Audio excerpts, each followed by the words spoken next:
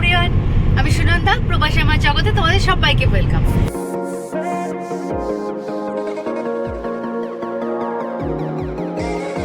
তো আজকে আমরা আবার বেরিয়ে পড়েছি, যাচ্ছি ডুসেলডর্ফ। তোমরা তো জানোই ডুসেলডর্ফ গেলে আমরা মোটামুটি একটা প্ল্যান নিয়ে যাই, ফ্রাইডে যাই, কখনো স্যাটারডে যাই, তো সানডে ব্যাক করি।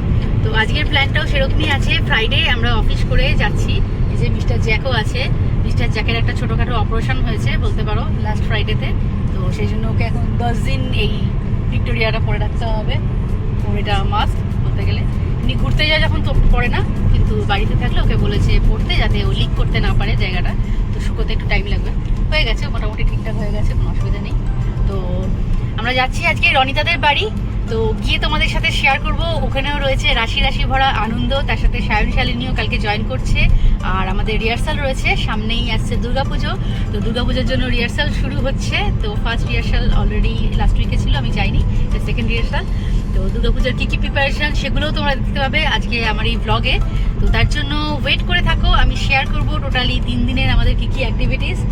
আর অনিসদেরও কিছু রিহার্সাল রয়েছে, ওদেরও কিছু প্র্যাকটিস চলবে, সেটাও একটা সারপ্রাইজ, তোমরা দেখতে পাবে কি হচ্ছে। এই উইকই ছিল জন্মাষ্টমী, কিন্তু সেই সময় আমরা ঘুরতে গিয়েছিলাম, ট্রিপে ছিলাম বলে আমার ঘরে গোপাল ঠাকুর রয়েছে, তো ওনাকে কিছু করে দেওয়া হয়নি।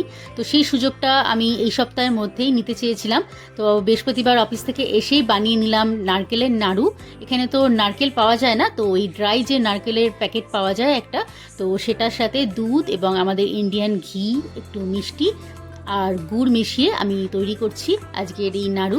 ঠাকুরকে আজকে একটু দেবো, কারণ সোমবার দিন গেছে জন্মাষ্টমী, আজকে বৃহস্পতিবার। তো এই সপ্তাহের মধ্যেই মন থেকে ইচ্ছে ছিল ঠাকুরকে কিছু করে দিই, তো হালকা করে হলেও করে দিই, কারণ এই উইকেন্ডটা আবার থাকবো না। তো সেই জন্য আমি চেষ্টা করছি অল্পের মধ্যে হলেও ঠাকুরকে কিছু এই সপ্তাহে কিছু করে দিতে। ঝটপট সেরে আবার আমাদের ব্যাগ গোছাতে হবে, কালকে অফিস থেকেই ডাইরেক্ট বেরোবো, তাই সময় খুবই কম। তো অনিশকেও বললাম আমাকে একটু হেল্প করতে, নাড়ুগুলো পাকিয়ে দেবে। আমরা দুজনেই স্নান করে ফ্রেশ হয়ে নিয়েছি এবং এবার নেমেছি নাড়ু বানাতে।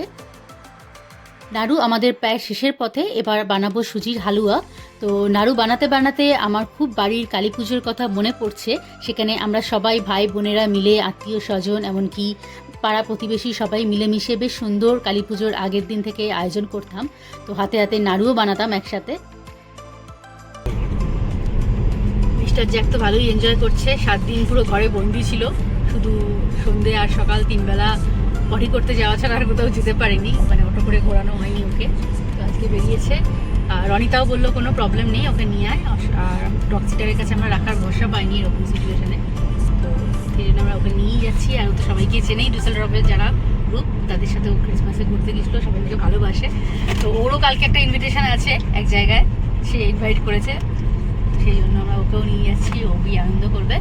তো তোমাদের সাথে শেয়ার করবো সব কিছুই অ্যাক্টিভিটিস, তার জন্য পুরো ব্লগটা শেষ অবধি দেখো। আমরা অফিস থেকে ফিরে মোটামুটি 4:30 নাগাদ, তারপর ফ্রেশ হয়ে জ্যাককে খাইয়েই বেরোলাম, কারণ জ্যাকের কিছু মেডিসিন চলছে, 10 দিনের ওর মেডিসিন দিয়েছে, অ্যান্টিবায়োটিক প্লাস পেন কিলার। তো তার জন্য খাওয়াতে হলো, খাইয়ে মেডিসিন খাইয়ে আমরা বেরোলাম। তো আস্তে আস্তে দেখো জার্মানিতে কীরকম অন্ধকার হয়ে আসছে। এখন সন্ধ্যে 6:30 বাজে। সামার টাইমে প্রায় 10টা অবধি লাইট থাকতো, কিন্তু এখন আস্তে আস্তে দেখা যাচ্ছে যে 8টা সাড়ে 8টার মধ্যেই অন্ধকার হয়ে আসছে। মিস্টার জ্যাক এসছে ভিক্টোরিয়া কলার পরে, এটা এখন ওর খুব পছন্দ হয়েছে। প্রথম 2 দিন ভাবছিল ওকে খুব শাস্তি দেওয়া হয়েছে, কিন্তু তারপর আস্তে আস্তে ও এর মধ্যে ফিক্স হয়ে গেছে ব্যাপারটা। এখন বুঝতে পারছে যে এটা পড়া মানে কোনো শাস্তি নয়, এটা নর্মাল ব্যাপার। মাঝে মাঝে আমরাও ঢুকে ওর মধ্যে গল্প করছি, তো ঠিক হয়ে গেছে, তাই না জ্যাক? All is good.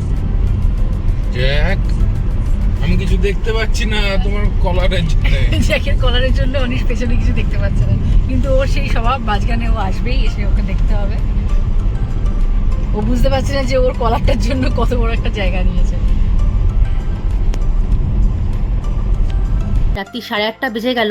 আমরা এক্সপেক্ট করেছিলাম 9টার মধ্যে পৌঁছে যাব রনিতাদের বাড়ি, কিন্তু রাস্তায় কিছু কাজ হচ্ছে কোবলেঞ্জে। এই দেখো হলুদ বর্ডার দেওয়া আছে, অনেকগুলো রাস্তায় ক্লোজ, তো আমাদের 9:45 বেজে যাবে। হাইওয়ে থেকে আমরা নামলাম, জাস্ট এই ডুসেলডর্ফ ঢুকে গেছি। দেখো ট্রাম দেখা যাচ্ছে। অনেকটাই রাত্রি হয়ে গেছে, 9:40 বাজে। তো আর 7 মিনিটের মধ্যেই রনিতাদের বাড়ি ঢুকে যাব, যদি অনিশ রাস্তা ভুল না করে। তো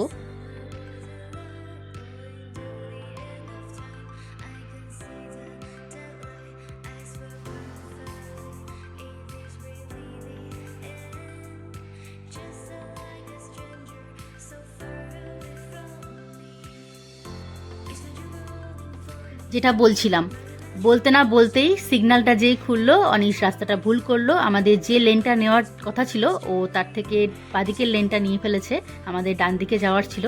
তো এখন কিছু করার নেই, এই ডুসেলডর্ফের রাস্তায় ঢুকলে এটা তো অনিশের ভুল হয়ই, সাধারণত এখানে খুব রাস্তাঘাটে একটু নিয়মকানুন করা। তো আমাদের আবার ঘুরে আসতে হবে অন্য দিক দিয়ে, কারণ এটা ওয়ান ওয়ে।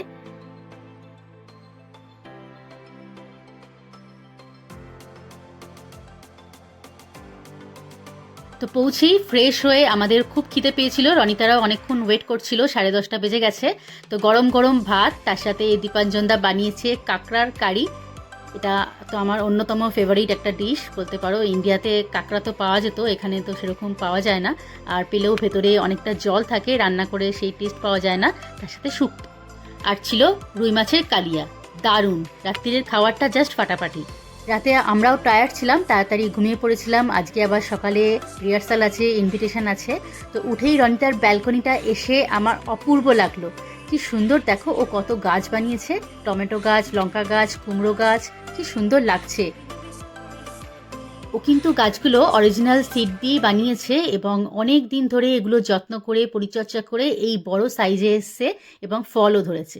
দেখে কি সুন্দর লাগছে না? আমাদের দেশে যখন বাড়িতে বাগান থাকতো বড়, আমরা এরকম করতাম, কিন্তু এখানে আর সেই শখ পূরণ হলো না। যদিও ব্যালকনিতে কিছু কিছু গাছ রাখা হয়, কিন্তু উইন্টারে তো মারা যায়।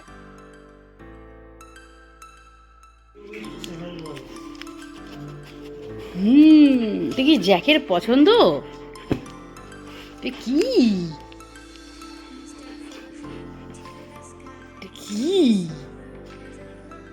জ্যাক তো বুঝতে পারছি না এটা কি। জ্যাকের মতন আমারও কিন্তু এটা দেখে খুব ইন্টারেস্টিংও লাগছে, একটু কনফিউজডও যে এটা কি ডিম না ডিমের মতন দেখতে কোনো খেলনা। তোমরাও নিশ্চয়ই কনফিউজড। তো চলো দেখি ফাটিয়ে এটা কি। রনিতা এটা একটা এশিয়ান শপ থেকে কিনেছে ডুসেলডর্ফে। তো ও বলল এটা নাকি কুকড ডিম, মানে রান্না করা কোনো ডিম, চাইনিজ বা জাপানিজ একটা দোকান থেকে কেনা। তো ওরা নাকি এটা বিক্রি করছে এবং অনেকে খায়ও।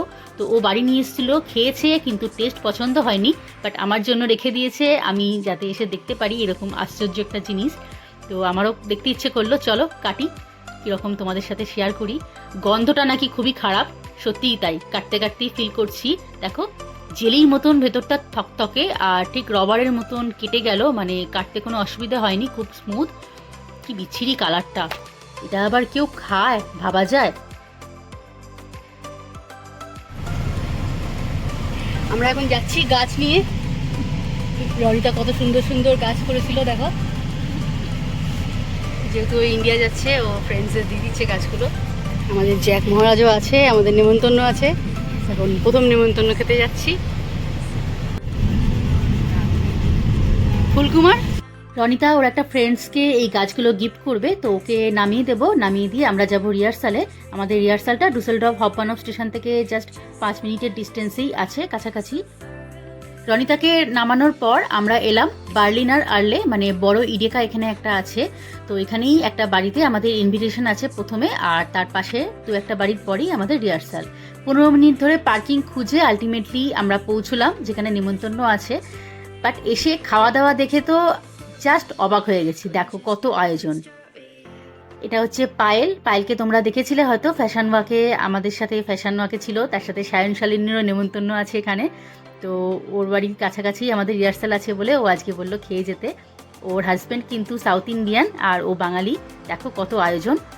3:30 থেকে আমাদের রিহার্সাল, তো তাড়াতাড়ি খেয়ে উঠেই আমাদের বেরোতে হবে। এই দেখো চলে এসেছি যেখানে রিহার্সাল হচ্ছে, অর্থাৎ সুদেষ্ণা আজকে হোস্ট, সুদেষ্ণার বাড়িতে চলে এসেছি। এখানে জুনামও আছে, শালিনীও আছে।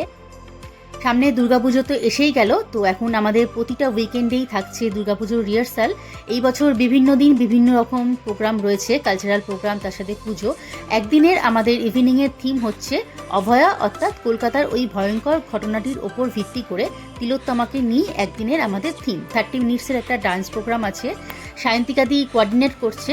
সায়ন্তিকাদি অসুস্থ, তার পা ভেঙে গেছে বলে সে রিহার্সালে আসতে পারছে না, বাট আমাদের সাথে অনলাইনে সবসময় কোঅর্ডিনেট করছে। আমরা সবাই দায়িত্ব নিয়েছি, কেউ কেউ সোলো নিজেদের মতন তুলে নিচ্ছি, গ্রুপ ডান্স বা অন্যান্য ডান্স যেগুলো আছে সেগুলো আমরা কোরিওগ্রাফি করে ভিডিও পাঠাচ্ছি, অন্য আরেকজন তুলে নিচ্ছে। তো এখন তো পুজো এসেই গেল, এভরি উইকেন্ডেই তোমরা দেখতে পাবে আমাদের রিহার্সাল।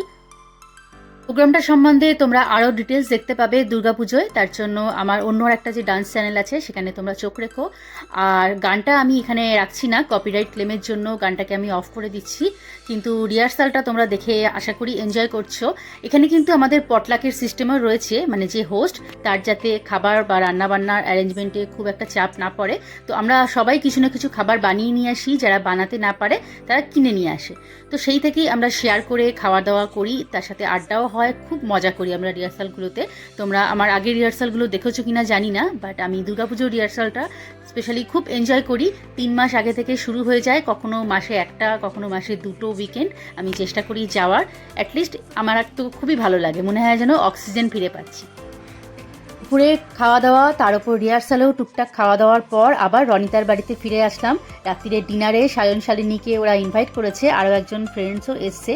তো এখানেও খাওয়া দাওয়ার আয়োজন দেখে বুঝতেই পারছো, এখানে প্রন রয়েছে, শুক্তো রয়েছে, ডাল রয়েছে, গরম গরম ভাত, তার সাথে আরও টুকটাক আয়োজন তো রয়েইছে। এই দেখো চাটনি, তার সাথে রয়েছে ল্যাম্ব, মানে মাটন করেছে ও। তো আমরা ভালোই এনজয় করছি।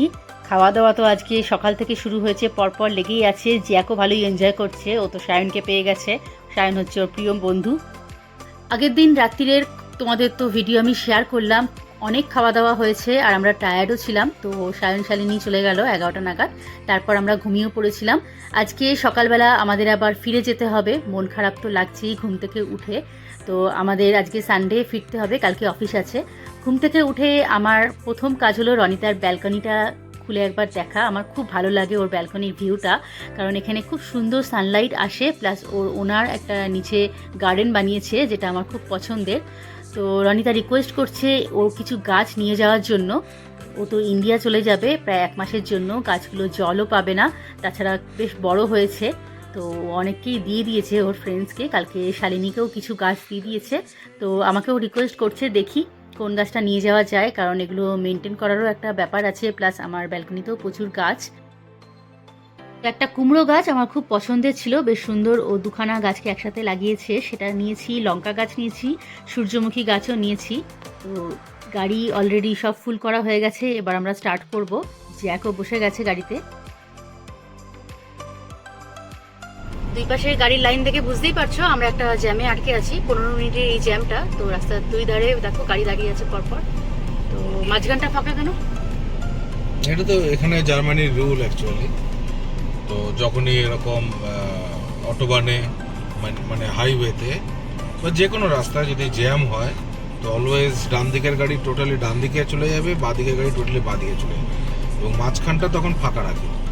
কারণ ফর ইমার্জেন্সি কোনো হসপিটালের গাড়ি বা কোনো পুলিশের গাড়ি যদি যেতে হয়, পাস করতে হয়, ফায়ার ব্রিগেডের গাড়ি ট্রাফিক দিয়ে পাস করতে হয়, তখন এই মাঝের লেনটা ইউজ করে। এই জন্য যখনই জ্যাম হয় বা ট্রাফিক বেশি হয়, মানে অটোমেটিক্যালি সবাই যে যার মতো তার রাইট সাইড লেফট সাইডে সরে যায়। তো এটা খুব ভালো রুল।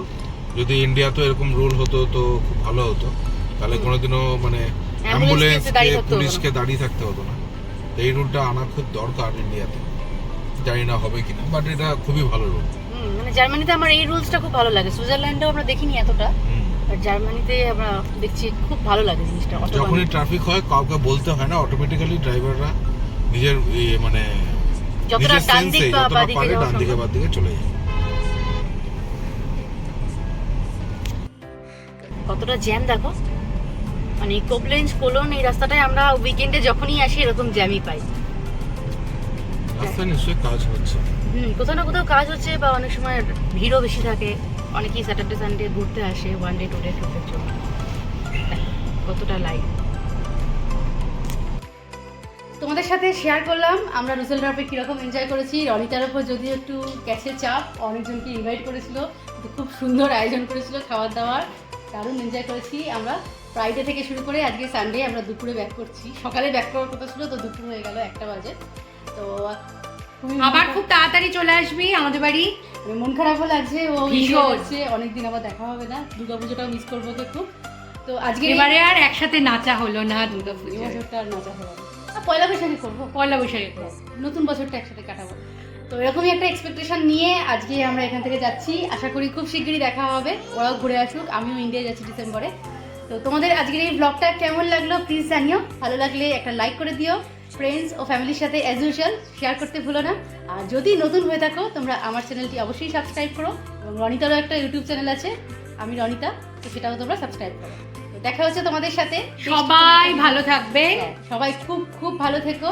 তো দেখা হচ্ছে নেক্সট একটা ভিডিওতেই খুব তাড়াতাড়ি। Till then take care and bye by.